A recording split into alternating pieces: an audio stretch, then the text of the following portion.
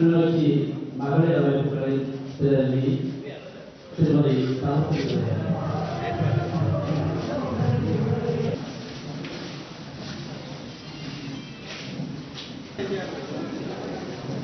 வரவேற்கும் நிகழ்வினை ஆரம்பிக்க உள்ளோம்.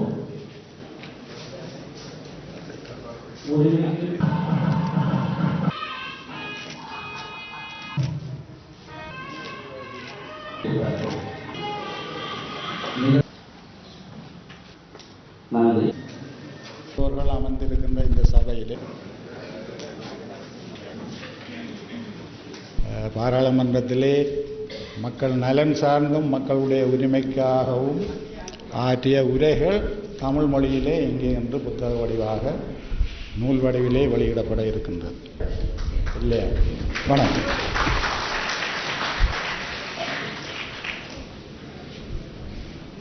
கிளிநொச்சி மாவட்ட பாடசாலைகள் அனைத்தும் மரநிழல்களிலேயே பாடசாலைகள் நடந்த காலங்கள். நான் அப்பொழுது ஒரு பாடசாலையினுடைய அதிபராக கடமையாற்றியிருந்தேன்.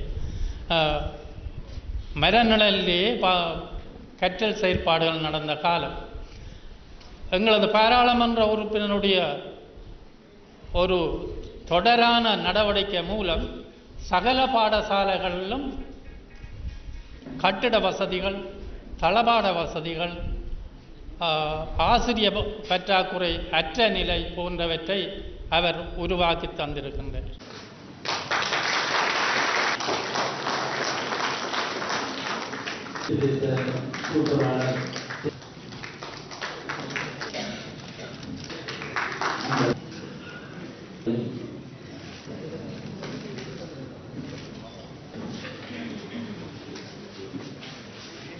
ஒரு பக்கம் உரிமையும் அடுத்த பக்க மாடாக இந்த அபிவிருத்தி இருக்க வேண்டும்.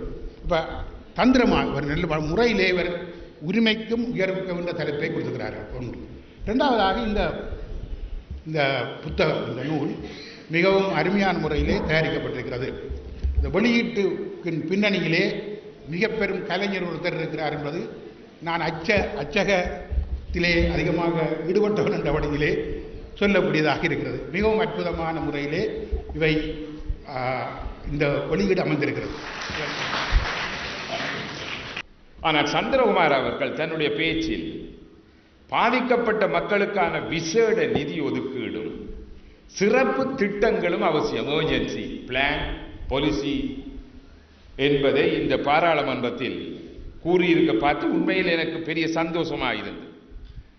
அந்த நேரத்தில் அவர் சொல்லுகிறார், என்னுடைய மக்கள் பல எதிர்பார்ப்புகளோடு இருக்கிறார். என்ன ஒன்று ஒரு பொருளியலனாக அல்லது அறிஞர் நிலையில் பார்க்கிற போது இந்த சந்திரகுமாருடைய இந்த பேச்சுக்கள் அடங்கி இருக்கிற என்ன ஒரு விடயம், த பார்ட்டிசிபேட்டரி டெவலப்மெண்ட். அதாவது மக்கள் பங்கு பெற்றாத எந்த அபிவிருத்தியும் அது மக்கள் மனதை தொடாது.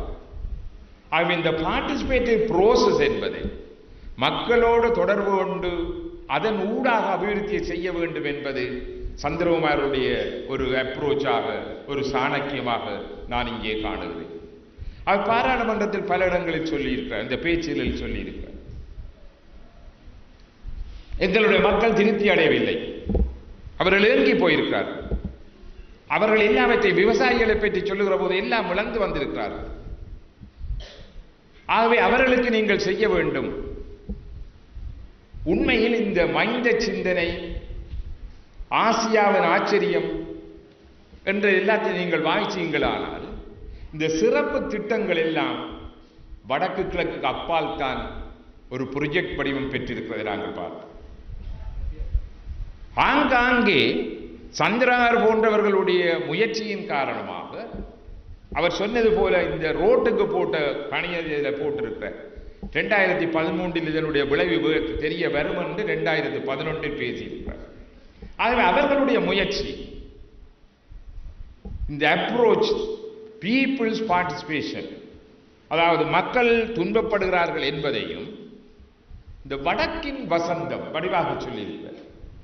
இதனால் மட்டும் வடக்கு வளர்ந்து விடாது, அது மக்களுடைய தேவைகளின் அடிப்படையில் அவர்களுடைய அபிலாசைகளை அடைவதாக இருக்க வேண்டும் என்று அவருடைய பேச்சுகளிலே இங்கே நாங்கள் பார்க்கிறோம்.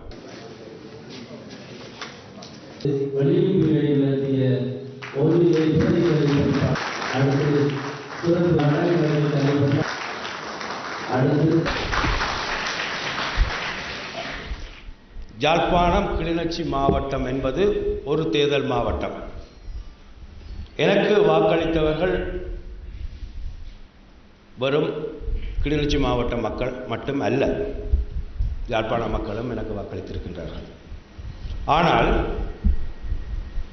எனது 90% அல்லது அதுக்கு மேற்பட்ட வீதமான எனது உழைப்பை நான் இந்த மாவட்டத்துக்குள் செலுத்தி இருக்கின்றேன். உங்களது துன்பங்களை நான் செட்டிக்குளம் தடுப்பு முகாமில் வந்து நேரில் பார்த்தேன்.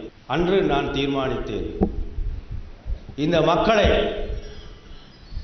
மக்களின் மகிழ்ச்சிகரமான வாழ்க்கை அல்லது அவர்கள் இழந்தவற்றை எல்லாம் மீண்டும் பெறுவதற்குரிய சூழல் பெற மட்டும் இந்த மக்களுடன் மக்களாக உழைப்பதென்று நான் தீர்மானித்தேன். அதனால்தான் நான் இந்த மண்ணிலே தொடர்ந்தும் உங்களுடன் வாழ்கின்றேன். உங்களுடன் சேர்ந்து இந்த மாவட்ட மக்களின் எதிர்காலத்துக்காகவும் உழைக்கின்றேன். உண்மையிலேயே நாங்கள் இங்கு வந்து மீள குடியேறும் போது இது முற்றுமுழுதாக ஒரு அழிந்து போன தேசம், ஒன்றுமே இருக்கவில்லை, எதுவுமே அற்ற ஒரு மயானத்தில் தான் கிட்டத்தட்ட இந்த மாவட்ட மக்கள் குடியேறினார்கள். கையில் அவர்கள் வரும்போது அவர்களிடம் மிஞ்சி இருந்தது இந்த இந்திய அரசாங்கம் கொடுத்த பாயும் சில அலுமினிய பாத்திரங்களும் மட்டும்தான். இங்கு மீள்குடியேறிய மக்களின் மனங்களில் அல்லது அவர்களின் முகங்களில் எந்த மலர்ச்சியும் இல்லை. எப்படி எதிர்காலத்தை உருவாக்கப் போகின்றோம் என்ற எந்த நம்பிக்கையும் இருக்கவில்லை. அந்த மனதளவில் கூடி அவர்கள் அந்த நம்பிக்கையை கொண்டவர்களாக இருக்கவில்லை. ஆனால் நாங்கள் மெதுவாக மெல்ல மெல்ல இந்த முன்னேற்றத்தை நம்பிக்கையுடன் உறுதியுடன் முன்னோக்கி பயணித்தோம். மிக சந்தோஷமான சூழலுக்குள் நாங்கள் நுழைந்து இருக்கின்றோம். இந்த இவ்வளவு உழைப்புக்கு பின்னால் நான் மட்டுமல்ல, இந்த மாவட்டத்திலே 4 பிரதேச செயலகங்களின் ஒருங்கிணைப்பு குழு தலைவராக நான் செயல்பட்டிருக்கின்றேன். ஒவ்வொரு மக்கள் முன்னேற்ற நடவடிக்கைகளையும் நாங்கள் நன்கு திட்டமிட்டு அதை மக்களுக்கு சென்றடைந்து மக்கள் அதன் பயனை அனுபவிக்கும் மட்டும் நானும் என்னுடன் சேர்ந்து அரச துறை சார்ந்த உத்தியோகத்தர்களும் கடுமையாக உழைத்திருக்கின்றார்கள்.